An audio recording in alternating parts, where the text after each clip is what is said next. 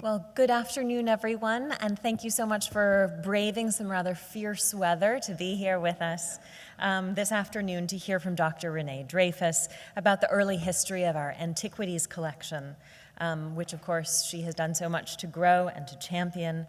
I should note that today's lecture is the second in a series of curatorial talks focused on the permanent collections housed here at the Legion of Honor, whose centennial celebration is this year. We're celebrating from November of 2024 to November of 2025, and we hope you'll join us every second Saturday throughout this year to hear from curators on staff about some of the treasures that live in this building and that belong to all San Franciscans. Before introducing today's speaker, I'd like to share our institutional land acknowledgement. The Fine Arts Museums of San Francisco occupy unceded land of the Ramaytush Ohlone, who are the original inhabitants of what is now the San Francisco Peninsula. The Greater Bay Area is also ancestral territory of other Ohlone peoples, as well as the Miwok, Yakuts, and Patwin. We acknowledge, recognize, and honor the indigenous ancestors, elders, and descendants whose nations and communities have lived in the Bay Area over many generations and continue to do so today. We respect the enduring relationships that exist between indigenous peoples and their homelands. We are committed to partnering with indigenous communities to raise awareness of their legacy and to engage with the histories of the region, the impacts of genocide, and the dynamics of settler colonialism that persist. Lincoln Park, where the Legion of Honor was founded in 1924, operated as city cemetery from 1868 until 1898. When the park was created, many of the burials were relocated, but the majority were not. Please join the Fine Arts Museums of San Francisco in honoring the memory of the thousands of individuals still buried in this land. So, Dr. Renée Dreyfus is the George and Judy Marcus Distinguished Curator and the Curator in charge of ancient art. Distinguished, I think, is just the word for Renée's long and august tenure at the Fine Arts Museums, where this year she will celebrate her 48th anniversary. With a PhD in Near Eastern art and archaeology from the University of California at Berkeley, and a particularly deep expertise in Assyrian art, she has organized more than 20 exhibitions on a wide range of subjects, including the landmark 1979 Treasures of Tutankhamun exhibition, and its 2009 sequel, Tutankhamun and the Golden Age of the Pharaohs. Other major projects over the years have included Last Supper in Pompeii, Hatshepsut, From Queen to Pharaoh, Eternal Egypt, Masterpieces of Egyptian Art from the British Museum, Ancient Gold, The Wealth of the Thracians, and Pergamon, the Telephos frieze from the Great Altar, to name really just a handful. Renée's acquisitions have added important works of Egyptian art, ancient Near Eastern art, classical and Islamic art to the museum's collections. She co-founded and continues to oversee the Ancient Art Council, which has helped support all of these activities and fostered an intellectual community for lovers of art from the ancient Mediterranean here in San Francisco. She is currently hard at work on a major international exhibition project devoted to the ancient Etruscans. Renée, it's my honor to introduce you today.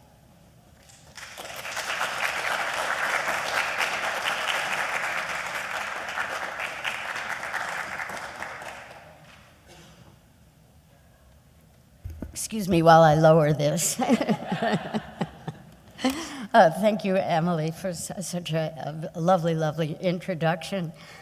I am really delighted to share some of the stories I've picked up over the years about our somewhat unusual and sometimes quirky donors to our ancient art collection. And of course, those of you who are here know that this collection is just outside the Gun Theater in what I like to call the Great Hall of Antiquities. I'd like to thank Louise Chu, my colleague and associate curator, for the brilliant work she has done in gathering the images for the PowerPoint that you're going to see today. And I'd like to thank the Education Department and the Ancient Art Council for inviting me to speak. Well, for those of you who weren't at the celebration of our centenary on the days around 11/11, when Emily Beanie delivered an illuminating talk about the donors to the Legion's European collection, I'm going to begin with just a few words about our museum and its founding. So our Legion of Honor is not just a museum, but it is a historic monument, and it's a stunning 18th century French neoclassical palace perched on the top, high above where the Golden Gate, where the Pacific flows into San Francisco Bay. And it's a spot, it's beautifully set in, the perfect location for the generous gift of Alma de Bretteville Spreckels and her husband Adolf. There it is on a beautiful clear day, unlike today, when you can see how glorious the actual building is. Those of you who learned about color in the ancient world in our exhibition, Gods in Color, will know that neoclassical meant the gleaming white marble, which you see here in this beautiful photograph of our building. So, according to legend, Alma's friend, the flamboyant dancer Loie Fuller, the toast of Paris in the 1890s, they stood side by side, Alma and Loie, on this remote site known as Land's End, and I pictured them with the wind blowing through their diaphanous scarves, kind of Isadora Duncan-like, in a moment of dramatic flair when Alma announces, "This will be the site of my new museum." Though not entirely true, this apocryphal story is just too dramatic and appealing to brush it aside. It was probably Alma's architect, George Applegarth, who suggested the museum's location. But the friendship between Alma and Loie, characterized by this mutual admiration and a shared love of art, that played a significant role in Alma's inspiring journey to become one of America's most important art collectors. In 1915, Alma and her husband, San Francisco sugar magnate, the original sugar daddy, as Alma called him,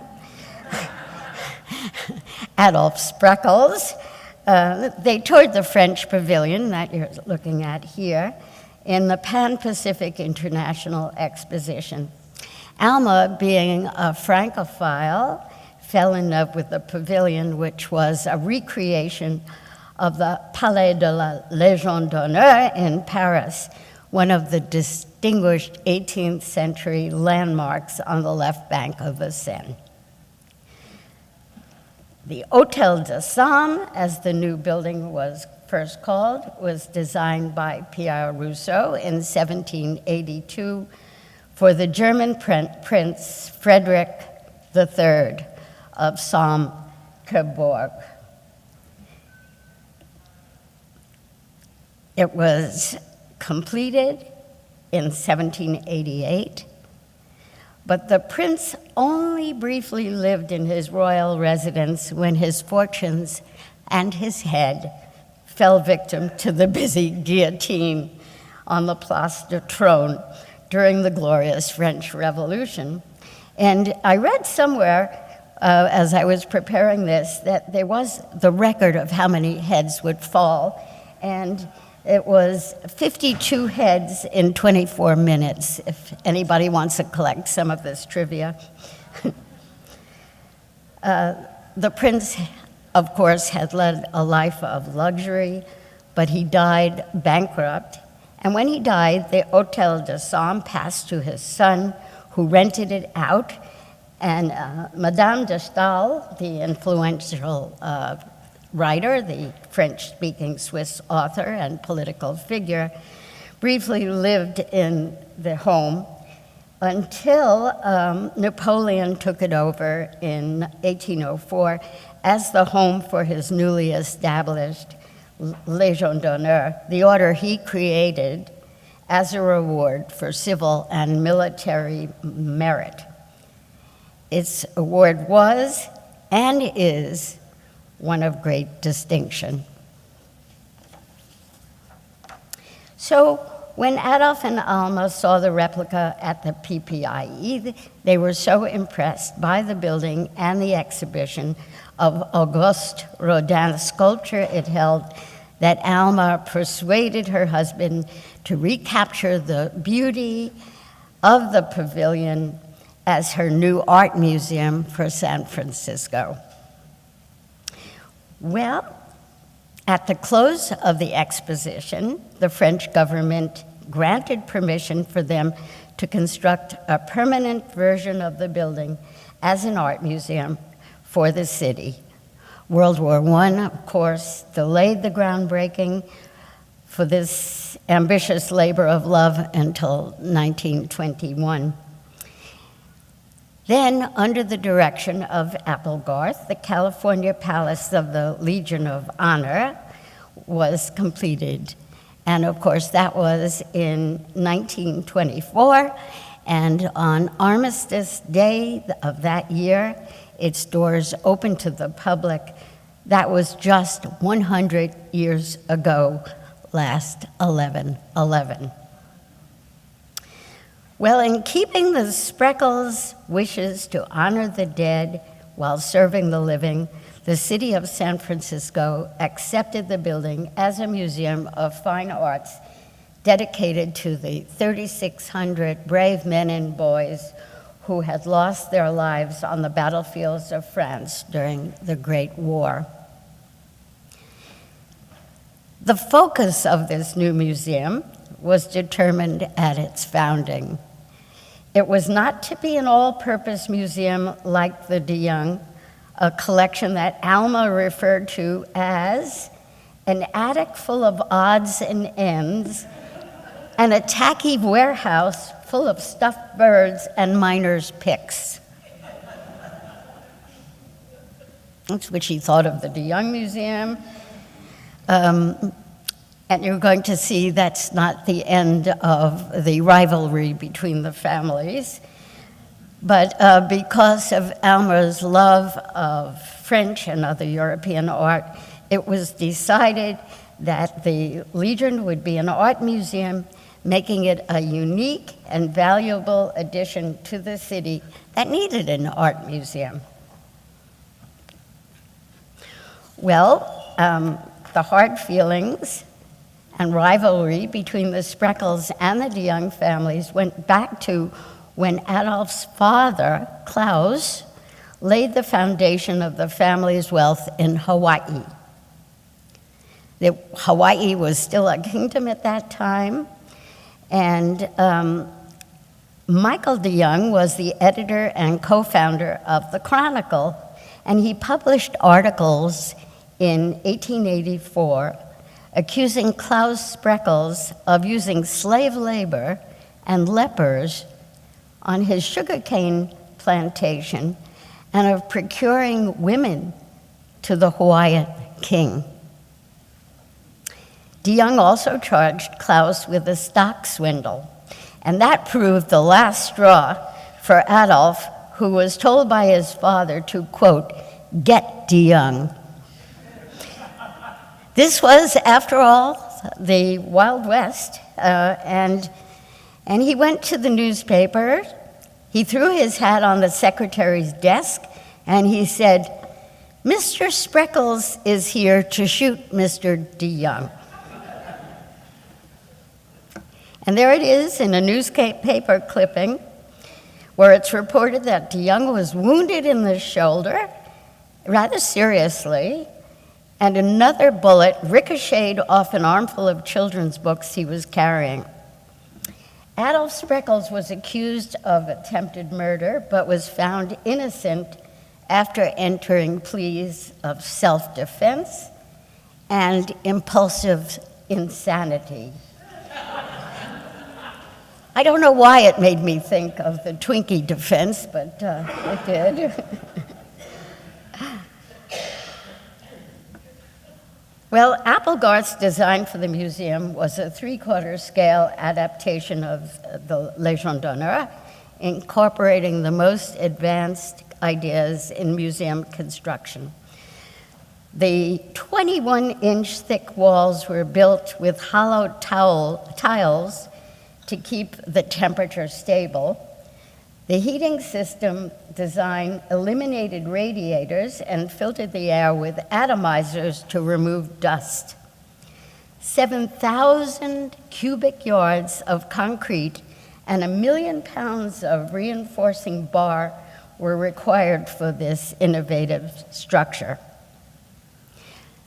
Considering the museum to be her mission in life, Alma not only provided the building, but also formed the museum's early collection. She was enthralled by Loie Fuller's colorful life and friendship with continental aristocracy, and with her contacts, with Loie Fuller's contacts and encouragement, she, La Loie, helped to turn Alma into one of the most important art collectors in America. In the late 19th and early 20th century, interest in collecting antiquities went hand in hand with new discoveries. And it was a great interest in searching for, studying, and collecting ancient art. And once these antiquities were uncovered, they became highly desirable. So ancient art was considered a vital part of any museum. And both DeYoung and Alma furnished their institutions with ancient objects. The works they brought to their museums and those added over the years covered broad geographical and chronological ranges within the ancient Mediterranean world. And as you can see in our galleries, we have primarily Egypt, the Near East, Greece, the Aegean Islands, Etruria, and Rome. And one of the earliest and largest gifts of ancient art to the Legion was a group of antiquities that came from the Queen of Greece, Elizabeth, the Queen of Greece, and they were given to Alma by her for her new museum. Now, who was the Queen of Greece, and what was Alma's connection to her? Well, Elizabeth Charlotte Josephine Alexandra Victoria was a princess of Romania, a member of the House of Hohenzollern, Sigmaringen, and by marriage, she became the Queen of Greece for about 20 minutes, I think. Actually, from 1922 to 1924, as the wife of King George II. George was deposed in 1924 when Greece was in political upheaval after World War I, and the couple left for Romania. By the way, they weren't a very happy couple as time went on, and the marriage didn't last that long. It seems he didn't like Romania, and she didn't like him, so... Well, Elizabeth was the daughter of Marie, the Queen of Romania, who was introduced to Alma by Loie Fuller. As an aside, the first time I ever realized that there was a Queen of Romania was in a Dorothy Parker poem. Life is a glorious cycle of song, a medley of extemporanea, and love is a thing that could never go wrong. And I am Marie of Romania. Well, the collection that came to Alma from her daughter, Elizabeth, I assume were gifts of antiquities that she and her husband took with them when they left Greece. and moved to Romania. I don't believe Elizabeth necessarily collected them for her own appreciation, and they might have been used as royalty did. They used them as diplomatic gifts. And I suspect this is where so many of these objects came from. And one of these, oh, I forgot to show you, Marie of Romania. There she is, in all her glory. All right, and this beautiful red figure, Peliquet, is attributed to the Spreckels painter. It's an anonymous artist who painted this lovely red figure, Peliquet, and it's called the Spreckels painter, obviously named after Alma, who donated the vessel, and it was a gift from Elizabeth, the Queen of Greece, the Queen of the Hellenes, to the museum. And you'll see this lovely pot upstairs in the beautiful exhibition about the history of the Legion of Honor in Gallery 1. And thank you, Isabella. Well, what you see in this scene, you see Leto, the goddess of motherhood, holding an olive branch and a staff, and she stands behind the twins, Apollo and Artemis, her children fathered by Zeus. Apollo is seated, he's resting his lyre on his lap, and he holds a drinking cup, while Artemis, his sister, carrying her bow, pours wine for her brother into his drinking cup. A pillar behind Apollo indicates the setting is in their home on Mount Olympus. And to the left hangs his quiver, similar to the one that Artemis has across her back. The figures are serene, they're quiet, yet realistically drawn, and even the draperies, I love this, they fall in naturalistic folds. Well, Michael de Young, as I said, was also interested in ancient art, and he retained several antiquities from the California Midwinter International Exposition, or he purchased them with profits from the fair for his museum, which grew out of the International Exposition, the Midwinter Fair. And one of them is this lovely, lovely red figure, Hydria, or water jar. And the credit line for this Hydria is California Midwinter International Exposition through M.H. de Young. And you'll recognize the scene because it's so similar to the one we were just looking at.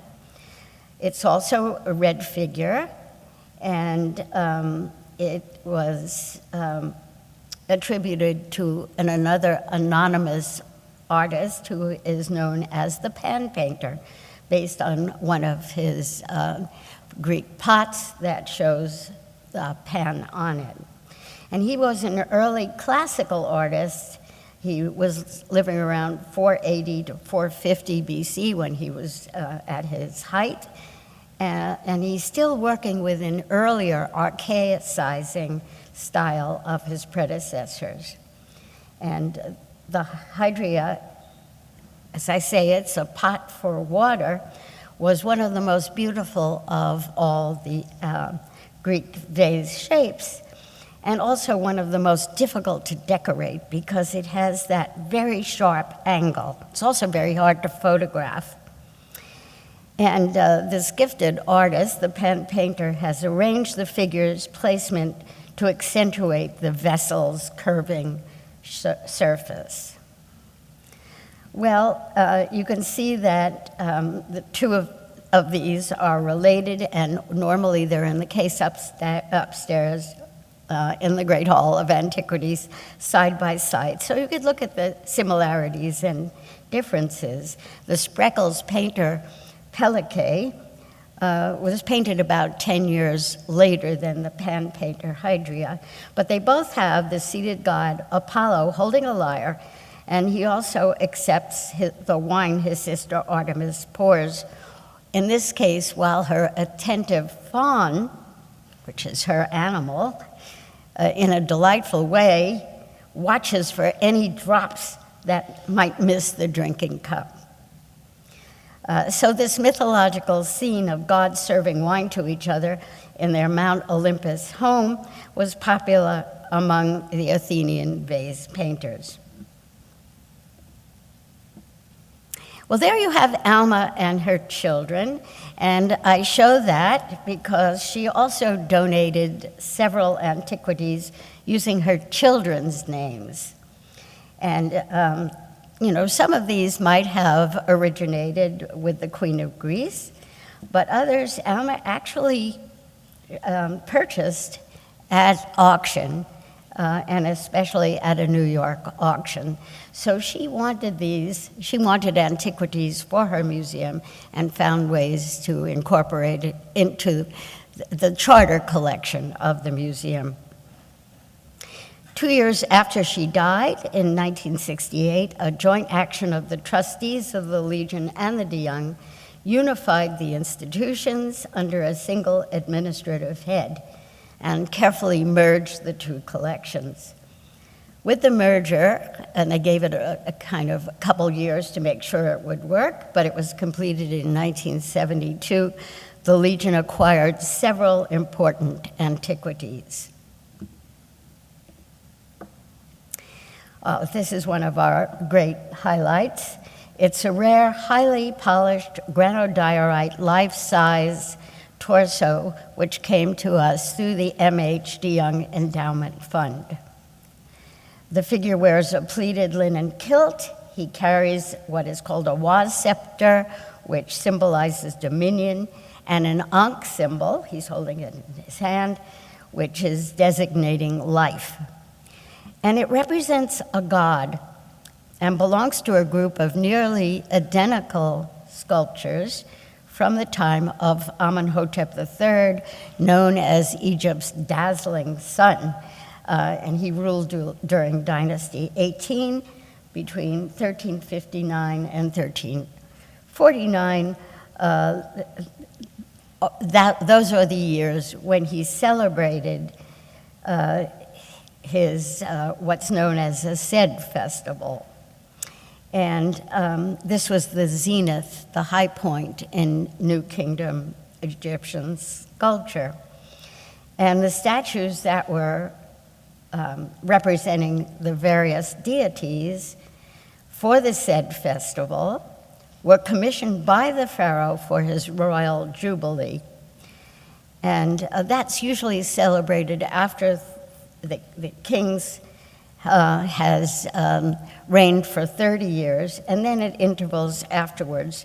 And it's meant to rejuvenate the pharaoh and have his failing powers kind of recharged. And the aging ruler was then also identified with the gods, his relationship with the gods. And so the Egyptians often, in this case, created their gods in images that looked more or less like the pharaohs themselves. And this statue has a subtle modeling. The muscles and the abdomen are a bit more swollen than usual, suggesting a well-fed king. And this was the style at the time of the ample Amenhotep III, one of the great treasures in the collection.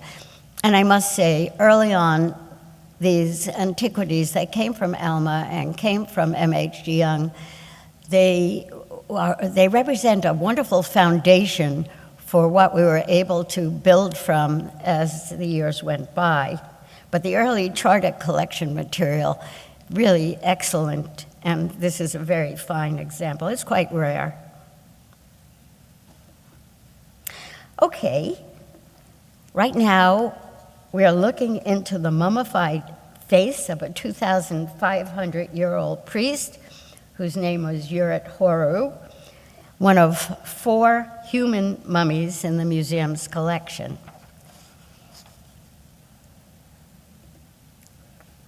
And here is Horu's delightful flesh-colored portrait. It has inlaid eyes, eyebrows, and coal lines of blue glass on this decorated coffin. And the coffin was found in a cemetery in the ancient provincial capital known as Akhmim. Akhmim is about 290 miles south of Cairo on the east bank of the Nile. Now, this is what we discovered thanks to the CT scanned head of Horu's mummy. Nowadays, there's no need to unwrap, or as they used to call it, unroll any of these mummies. You could see very well, you can see the underlying structure of the deceased, Horu, but also, as you can see in this photograph where it has been colored, you can see where the amulets were placed as well. Now, from that scan, you can get a model of the skull created using 3D printing. Layers connected with the scan, the slices of the scan, were used to build up this 3D model printing of Horu's actual skeletal remains. And I have to say, we've had 2 of our mummies CT scanned at Stanford, and to great effect. We've learned so much about it, mummies really being a forgotten treasure trove of information about the ancients and how they lived and who they were. So with this scanned face, we're able, with the help of Jonathan Elias, who is a great expert in this field, we're able to create this actual forensic portrait. And now we're getting even closer to looking into the face of a man who lived in Egypt around 500 BC during the Persian period. Well, in the spring of 1884, there were hundreds of mummies uncovered at Akhmim, and at the same time, there was a sudden surge in tourism in Egypt, and it seemed like everybody wanted to bring home a mummy. And here you see a mummy salesman on the street, and the government was short of cash and sold mummies to well-heeled travelers who brought them home. Many of them came to the US. And among the well-heeled people, you have Mr. and Mrs. DeYoung, and you can see them riding on donkeys here, as San Francisco's own well-heeled travelers, where they were in Egypt in 1901, and they brought back 2 human mummies and 1 crocodile mummy. Those all ended up in the museum's collection. And on one of the mummies is this golden mummy mask, which now you can see in the Hall of Antiquities. The mask and the pectoral were placed on this late Ptolemaic and early Roman mummy, one of these mummies that came back with the DeYoungs after their trip to Egypt. Well, another well-heeled San Francisco, although he might not look at it like it here when he was off looking for gold in the Klondike, was a man named Jeremiah Lynch. And he's the one who donated Horu to the museum in his bequest. And he brought at least 4 mummies to San Francisco. And he acquired them during 2 trips to Egypt, one in 1890 and the other one in 1913. He was a fascinating adventurer. As you can see, he lived in the Klondike during the years that he was searching for gold, and he was quite successful at it. And he was described as, quote, having swum in Alaska's River Yukon, in the Nile of mystic Egypt, and has written gripping books about each. He also was a state senator, a member, and sometimes president of the San Francisco Stock Exchange. He was known as an author, a clubman. It's said that he was a member of 15 different clubs from Cairo to San Francisco. He was a world traveler.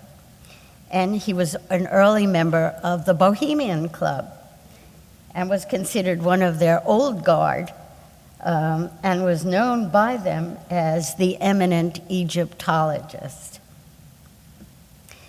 Well, unfortunately, some of the mummies brought to San Francisco by Jeremiah Lynch and others, including the one Jeremiah Lynch brought back for the Bohemian Club, were destroyed in the 1906 earthquake and fire. And at the behest of the Bohemians, since they so highly prized their mummy, which was one of the ones that was destroyed, he returned to Egypt to require a replacement. It was not as easy in 1913 to find mummies.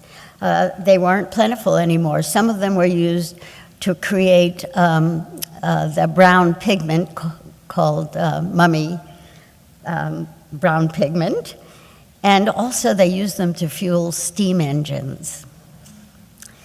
But his new mummy, he did find one, and the arrival of what was called the royal princess, a worshiper of the great goddess Isis, the second mummy Lynch brought back for the Bohemian Club, inspired him to write The Lady Isis in Bohemia, which was known as a hijinks Bohemian Club production. And I can't resist quoting a description of the evening. Following a custom of the ancient Egyptians, one continued by the Greeks, the mummy was brought into the dining hall, borne on the shoulders of 4 men dressed as Ethiopians, preceded by priests, choral singers, and musicians, all robed in classic Egyptian costumes. The chorus chanting hymns and music written for the festival. Not in modern history, nor indeed since the days of the Caesars, can there be recalled a single illustration where this extraordinary function was commemorated. Well, although mummies were scarce, they were still highly desirable, and Lynch must have also brought Uret Horum back at the same time as the Bohemian mummy. And that was the trip in 1913.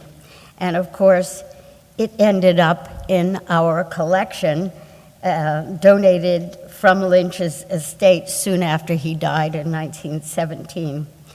At that time, Uret Horu was known as the Bishop Thoth, and some of you will remember him as the star of my exhibitions on mummies and medicine, very post-mortem, and the future of the past, where at the last one, we actually had a virtual anatomy table where you could go and look through the various slices, the different levels of Uret Horu. It's a marvelous way of teaching, especially students and children, about the ancient Egyptians and the art of mummification. Well, moving on to the Near East and the mighty Assyrian Empire, which dominated the Near East from 993 to 626 BC. Assyrian art, which we're looking at here, ranks as one of the finest achievements of the ancient Mesopotamian world. And significantly, it influenced the art of other countries in the region. And imposing sculptures like this one were adorned on the palace walls, and they became the classical style of the ancient Near East. And in 1845, a British team of archaeologists led by Austin Henry Layard began excavating the ruins of the fabled Assyrian cities of Nineveh and Nimrud. And among the treasures they found at Nimrud was the great and sumptuous palace, Northwest Palace of Ashur-Nasirpal, who ruled there from 1883 to 859 BC. And this was the finest of all of their discoveries. The king lavished great attention on his royal palace, and when it was completed in 1879, Ashur-Nasirpal celebrated, he tells us, with a party that lasted for 10 days and included 69,745 people. Well, those who visited and those who excavated would see walls, room after room in the palace that were decorated with carved stone reliefs that illustrated kind of like colored paintings, but done in relief, showing historical narratives. And I say that in quotes because these narratives were contrived and they were calculated to show that the ancient Assyrians were mighty and that they never lost. In other words, this was all propaganda. Somebody visiting the palace would see this and see how the Assyrians were victorious in every single battle. Other slabs like this one in our collection had a religious or a magical function. This relief was acquired with funds from Roscoe and Margaret Oakes Income Fund and the Walter H. and Phyllis J. Shorenstein Foundation Fund. It's a guardian divinity, or it's called a genius, that protects the king. He's protecting the king from one side, and there's another reversed image in Berlin's museum showing the king being protected on the other side. So they were symmetrically placed, these winged figures, on either side of the king. And once again, the Assyrians idealized in their art, which was highly political, and they depicted the king and the human and divine members of the court with calm dignity, since they symbolized Assyrian supremacy. By the way, there was entering this palace on the floor, there was a small dog with an inscription next to it that said, "Don't stop to ask, bite him now." You know, no evil was going to come through that doorway. Well, the Reverend Lobdell was a missionary of the American Board at Mosul, now located in northern Iraq. But this was in the 1850s that he went there. And it was with him that the dramatic story of how this stone sculpture left 19th century Nimrud and came to our museum.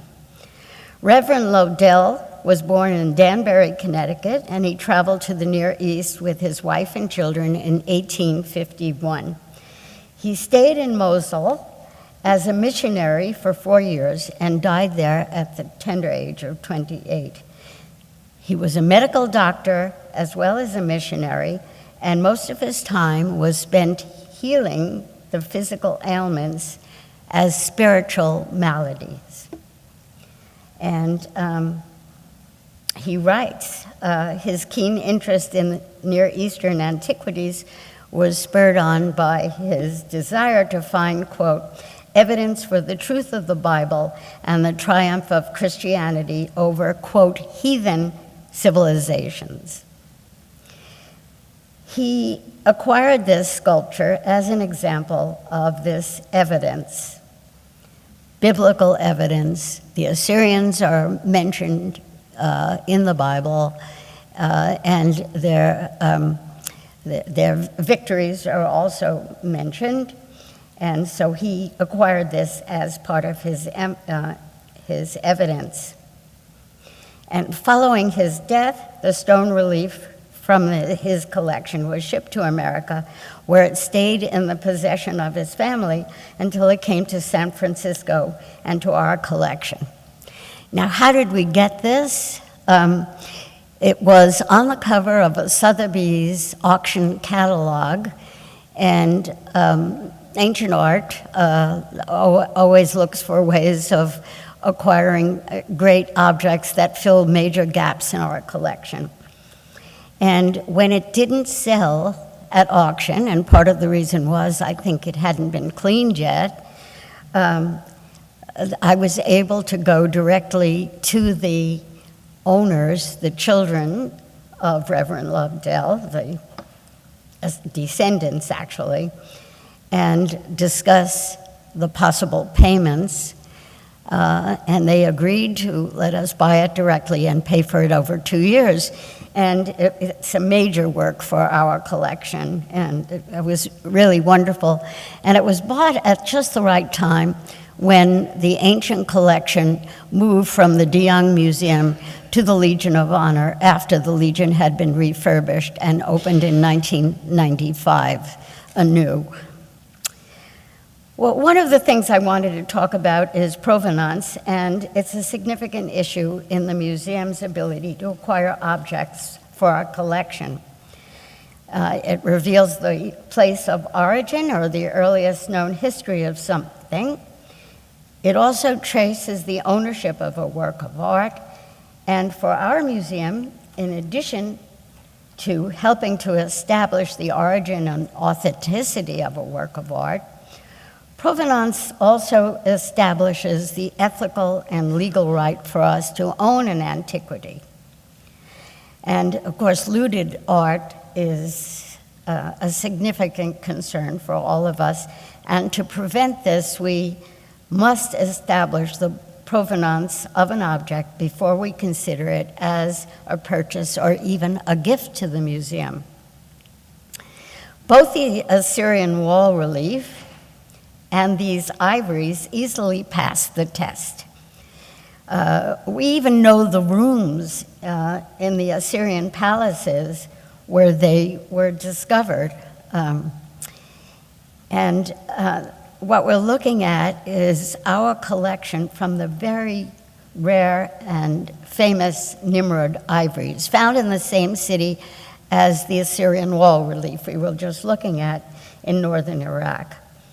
These are exquisitely carved, and they came to the museum over the years. That is, whenever I had money, I returned to the British School for Archaeology in Iraq and negotiated a deal.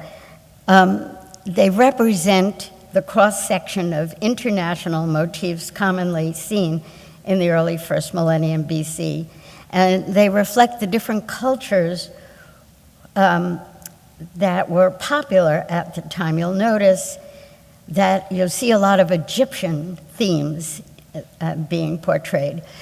These ivories were carved by the Phoenicians and by the Syrians, but Egyptian art at the time was very popular, and this is what the market demanded, and this is what they were interested in working on.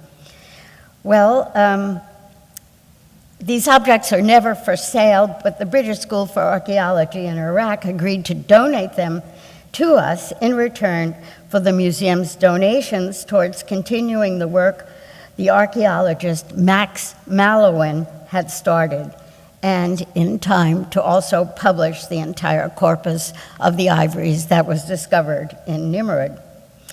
And these are all highly prized, beautiful miniature masterpieces, and they were brought to the Assyrian capital of Nimrud as tribute or booty, and they represent wealth and prestige.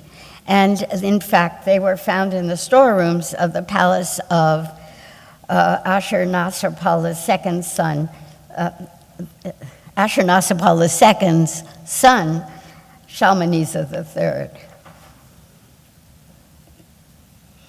Well, we're looking at Max Mallowan and Agatha Christie. In 1957, Max Mallowan started excavating at this palace for the British School of Archaeology in Iraq, now the British Institute for the Study of Iraq. Discovering these beautiful carved ivories was one of the most spectacular discoveries of his career. Although the wooden chairs and couches had decayed, he found the ivory inlays aligned as panels. They left precisely as they had been stacked 2,500 years earlier. And the reason why we have the popular mystery novelist Agatha Christie here is that she married Mallowan in 1930, and they had met on a dig in the southern Mesopotamian site of Ur, and she accompanied her husband on all these excavations after that.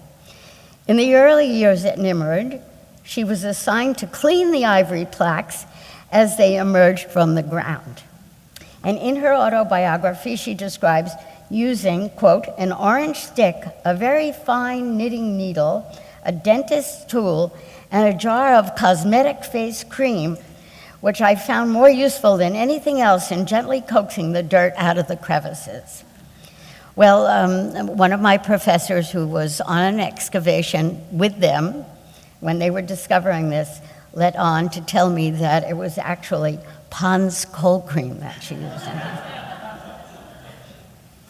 Well, today's conservators probably wouldn't recommend her technique, but it appears to have done no harm to any of these tiny sphinxes and lions and serpents and flowers that once were inlaid with precious stones and often overlaid with gold foil, which originally covered many of these ivory inlays. I'd just say quickly, once when I was walking with two of my young male interns in the museum, I was asked by a colleague, oh, how come they're so dedicated to working with you? And I quoted Agatha Christie, who was asked something similar about her marriage to the younger Max Mallowan. She was 39 when they met, and he was a 25-year-old budding archaeologist. And Christie would say, Max is interested in antiquity, and the older I get, the more he likes me. So I've been known to use that. Anyhow, moving along into the Aegean world, you see here a beautiful carved marble, nearly 5,000 years old. Doesn't it look modern, contemporary, right? But at that time in the Cyclades, which is a small group of islands in the Aegean, there was a time of astonishing discovery and aesthetic invention. There was the discovery of bronze, seagoing ships, wine, music, and even art flourished. And it was a prehistoric culture, so we don't know much about it, but these abstract marble figures were created long before the time of writing. These figures represent the human body in its pure, pristine, compact, and essential form. And they're sculptures with breathtaking simplicity that delights us today and is strikingly similar to modern works of art. They're nearly always nude females, and this is the style that was the primary type for some 500 years, from about 2700 to 2300 BC. And I'm thinking perhaps today, towards the beginning of the 3rd millennium AD, we finally caught up with these ancient masters of the 3rd millennium BC who produced works of art with this dazzling simplicity that attract the modern eye. And it's very interesting to discover that artists like Picasso, Matisse, Brancusi, Giacometti, Epstein, Modigliani, and Henry Moore loved these figures. They studied and they collected them as reminders of how one could create emotionally stirring yet highly abstract forms. And what about these abstract forms which have strongly influenced artists almost 5,000 years later?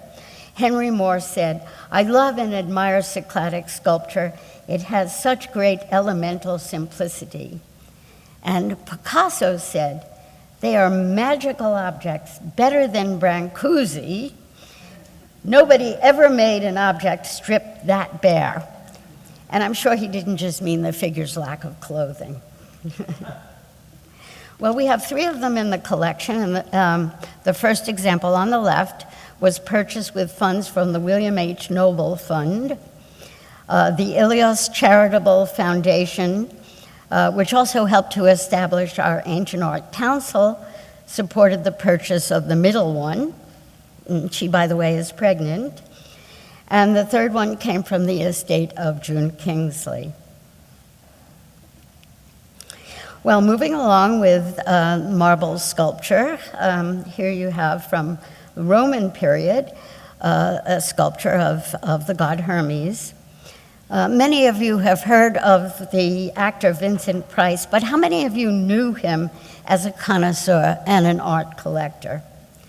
Well, I found this magnificent Roman torso, larger than life size, in his garden in the Hollywood Hills.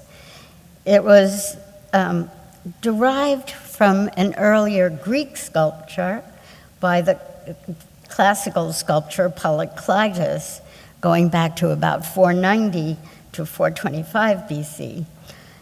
Polykleitos was the first Greek sculptor to emphasize the muscular body of the athlete, establishing the canon of proportions of the male body, which was greatly admired and often imitated by ancient sculpture. So in this rare copy of a now lost statue of Hermes, the torso shows the god standing in an attitude favored by Polykleitos, with the weight resting on the right leg and his left leg flexed. You can see the demarcations of the planes of the body, the six-pack, as we know it's called, and the symmetry of the design. These were all hallmarks of Polykleitos' style. We call this statue Vincent's torso, which would have, I think, greatly amused the donor. My friendship with the actor started when I was in Southern California on a quest for classical art to display in my exhibition classical art from California private collections. And I'll never forget actually knocking on the door of his house. It was painted pink, kind of bungalow style, and waiting there a little while. And then the door opened, and it really creaked open, and Vincent Price's head peeked out. He was all dressed in a dark color, navy, and he said, he looked out and he looked at me and he said, "Do please come in." And I thought, do I really want to do this? Well, after the exhibition closed and it was time to return these objects, I told Vincent he shouldn't put the statue back in his garden because it could ruin the marble surface. And he asked me what I would suggest instead, and I jumped at the chance to add it to our collection. And I told him, donate it, and he did. So that's how we got it. Well, the quest for eternal life formed the core of religion in ancient Egypt. Excuse me. And the afterlife was envisioned as a continuation of the best that ever happened in your earthly existence. And the ancient Egyptians believed that the body was essential to the survival of the spirit and was the place to which the spirit could go out of the tomb, come back, and receive sustenance and protection. So the coffin was there for protection for the mummified body and also a surface to supply magical images and text. And this beautiful carved and inscribed cedar example presents that haunting and timeless image of the coffin as the house for the mummy and its spirit, which brings me to the donor, Diane B. Willsey, and the funds she contributed in memory. At that time, Harry Parker was our director, and she went to him, and she said her husband had just passed away, Alfred S. Willsey, Al, and Mrs. Willsey went to talk with Harry Parker and say, "Oh, I need some special vessel, something that I could put Al's ashes in." And Harry Parker knew I was looking for funds to buy this extraordinary coffin. And when Mrs. Willsey asked if he might know of a box for it, he replied, "Do I have a box for you?" Well, you won't find Al's ashes in it, but it's become one of our great treasures in our Egyptian collection. And Mrs. Willsey has generously helped us with other objects that we have acquired for our ancient art collection as well. And for those of you interested in learning more about the coffin and its importance, the University of California at Berkeley have a 3D coffin project, and here's an example of what they publish online, where you can actually see the image of a rotating coffin and then learn exactly what the text says on it. There she is. Okay, I'm especially proud of the donors for this next acquisition. With nothing in our coffers for acquiring objects, Louise Chu and I have focused on crowdsourcing for objects we added to fill holes in the collection. And here is Seneb, one of the small wooden statues representing the deceased that was placed in Egyptian tombs somewhere between 2400 and 1800 BC.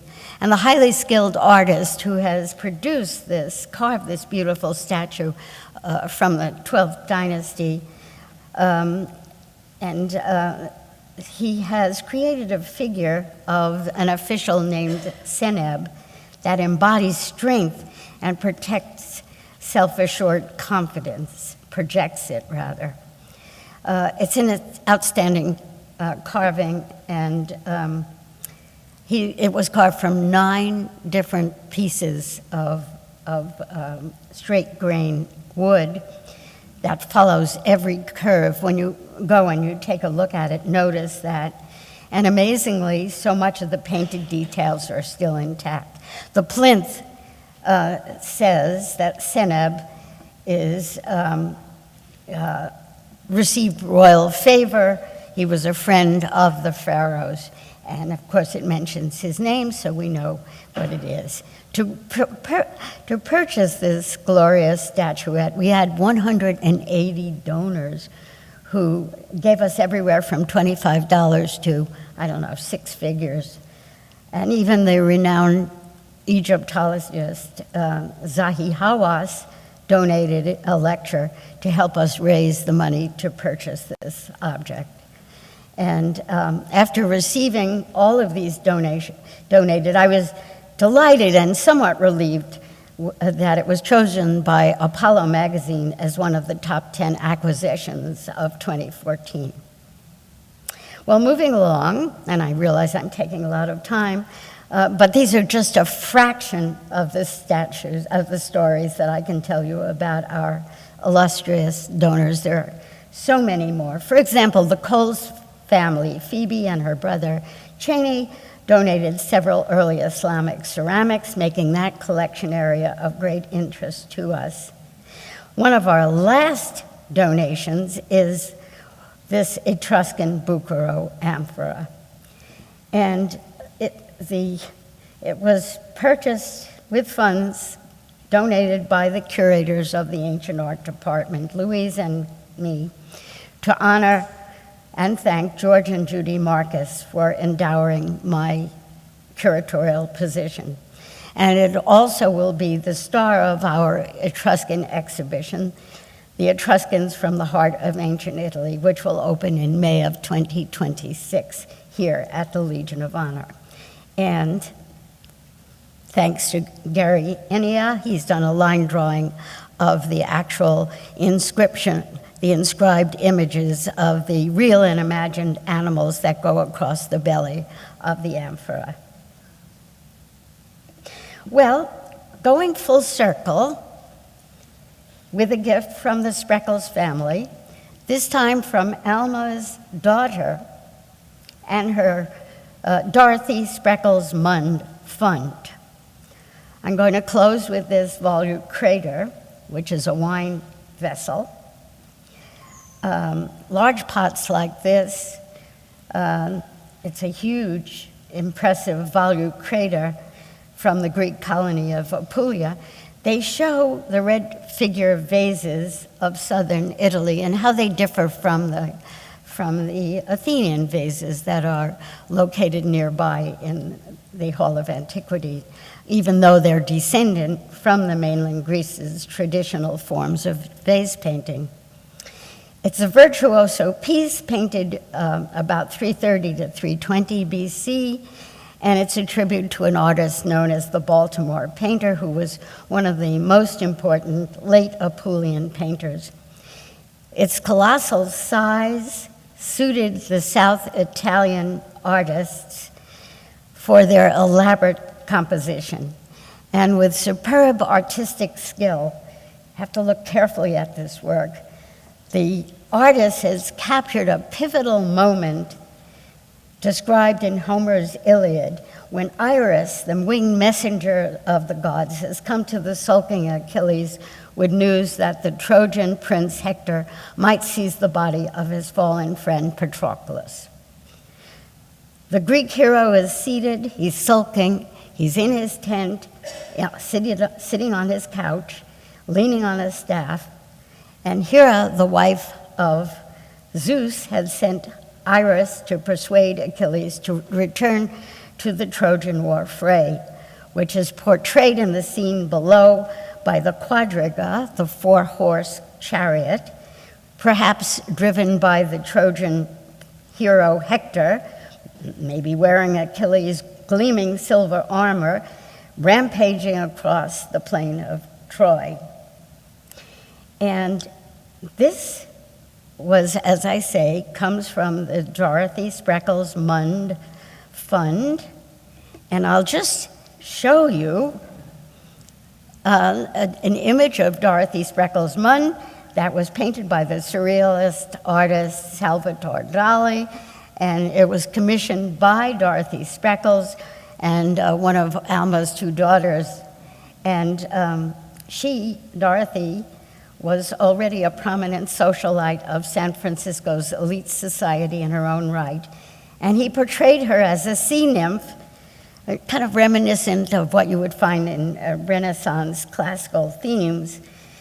And while painting, this was an interesting story, Dali and his wife Gala lived lavishly in San Francisco and down on the peninsula. They were here for over a month, enjoying the hospitality of Dorothy and her husband.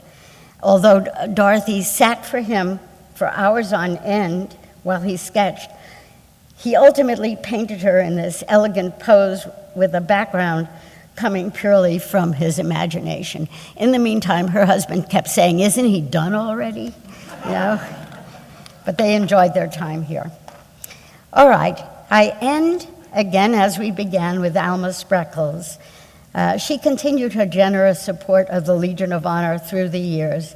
In addition to seeing that her museum was filled with treasures, in 1955, she provided the initial funding and encouragement for the museum auxiliary, Patrons of Art and Music. The organization grew to support the ambitious cultural programs Alma had envisioned for the Legion. And when she died in 1968, her legacy was an impressive art museum with a vital future. This act of generosity was one among many that earned her the unofficial title of the city's Queen of Culture. Thank you very much.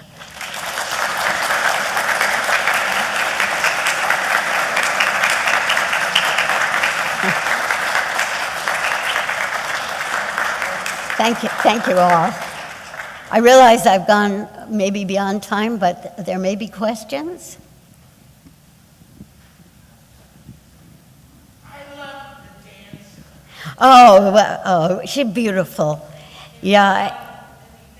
Yes. The one thing, oftentimes what we did was we were able to purchase objects as a result of fundraisers around exhibitions. And we were able to get one with Alexander the Great, another one after King Tut, and this one was after Alexander, and it is lovely terracotta figure. And when we did the exhibition recently, Gods in Color, polychromy from the ancient world, we had this examined, and we found so much polychrome still on her. There's even Egyptian blue and beautiful red paint still on her. She's lovely, she's delicate, you can see the movement and the drapery of her clothing. Thank you for asking about that. Yeah.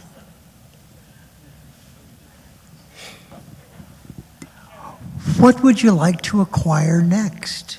What's next? There's somebody out there who knows the way I think. Actually, there's a gold vessel. One of the areas that I've really been eager to fill in is the ancient Iranian world. And there's a beautiful gold vessel that has, again, animals and repoussé around it. And it looks like a gold drinking cup, very rare. And that would add tremendously to our ancient Near Eastern case. And I've got my eye on that. Thank you for asking. We'll sign anyone up who's interested in donating. Right?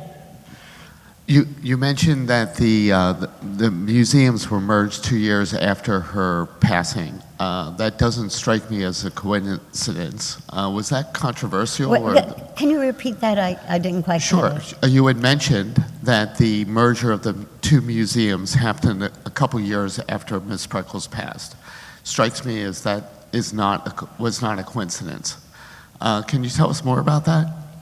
Yeah, the boards of both museums realized that it was, just for everybody's advantage to have one great, more encyclopedic museum in San Francisco. And this isn't the first time. I think it was 1929, and when it was economically important that the museums worked together. They had done that for a short time.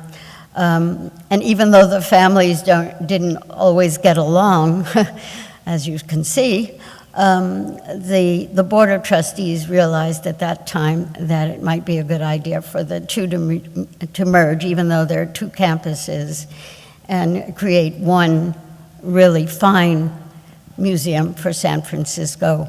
And they had a probationary period during which time they checked and then decided that it was a good idea, and that's how come everything now, the European collection, all of the collections have now merged and created a much stronger museum.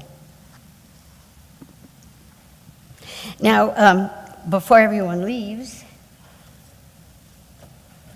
I want to say, I've been told through our education department that if you go into the porcelain gallery, as a gift for those of you who weathered the storm to come, the panettone for you to make your way back home and to enjoy the holidays. So, oh, is there one more question? Yeah. Somewhere in my memory as a child, I remember I thought there was a collection of Chinese ceramics at the De Young Museum, and I believe it was the Brundage collection. Yes. And Yes. has that been dispersed, or where is Yeah. it, or was it sold? No, I can describe exactly what happened with that. Avery Brundage was a somewhat difficult person to work with. Am I underrepresenting that, maybe? And in the end, he decided he wanted his own museum for his collection, which was fabulous. It is a fabulous collection. It would have made us really encyclopedic to have the Asian material in our collection as well. And it used to be that the De Young and the Asian Art Museum were in the same building. The Asian Art Museum decided that they would be better off and they could raise money, being on the Pacific Rim, if they moved and created their own museum, which is what they did, and now they're in Civic Center. But Avery Brundage originally said that he was donating it to the De Young Museum, and then for whatever reason changed his mind and said, I want my own museum, and that was the origin of the Asian Art Museum. Yeah. Well, thank you very much for coming, and